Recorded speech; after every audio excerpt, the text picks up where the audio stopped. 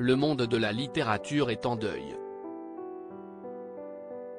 L'écrivain et poète Christian Bobin, auteur notamment de l'ouvrage Le Trébat, est décédé ce vendredi 25 novembre. Il avait 71 ans. Christian Bobin n'est plus.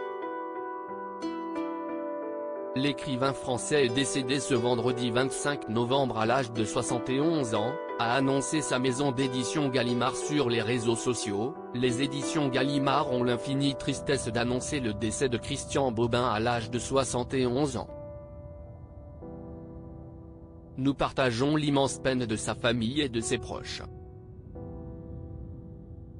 Auteur qualifié de contemplatif qui s'émerveillait des choses simples de la vie, il s'était fait connaître du grand public en 1992 avec le succès de son livre sur saint François d'Assise, Le Trébat, vendu à plus de 100 000 exemplaires.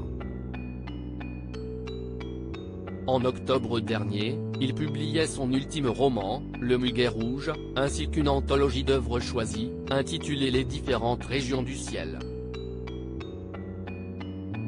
Christian Bobin, l'écrivain le plus célèbre du Creusot né en 1951 d'un père professeur en dessin industriel et d'une mère calqueuse, tous deux employés dans les usines sidérurgiques Schneider du Creusot, en Bourgogne, Christian Bobin est toujours resté très attaché à sa ville natale. « Je suis né dans un berceau d'acier », avait-il déclaré à l'AFP. En 1995, le journaliste Frédéric Becbédé l'avait même qualifié de loin, l'écrivain le plus célèbre du Creusot. Pourtant, dans ses écrits, il s'éloigne de cet univers ouvrier, industriel, pour s'évader vers la poésie. J'ai préféré aller vers ce qui semble ignorer le passage du temps, les fleurs, l'amour dans sa première timidité, la ténèbreté, la beauté d'un visage, le silence, la longue durée. Toutes ces choses que la vie moderne petit à petit commençait à nous enlever, à nous voler, expliquait-il. Christian Bobin, un poète inclassable. Christian Bobin a écrit, tout au long de sa carrière, de nombreux textes en prose, teintés de poésie, et n'a eu de cesse de renouveler son style, qualifié d'inclassable par certains. En privilégiant une écriture concentrée, tantôt faite de notes brèves prises sur le vif comme dans un carnet de peintre, tantôt de visions poétiques très denses, creusant au plus profond de la psyché humaine, il aborde des thèmes universels comme l'amour, la mélancolie, l'absence, écrivait son éditeur Gallimard dans sa présentation.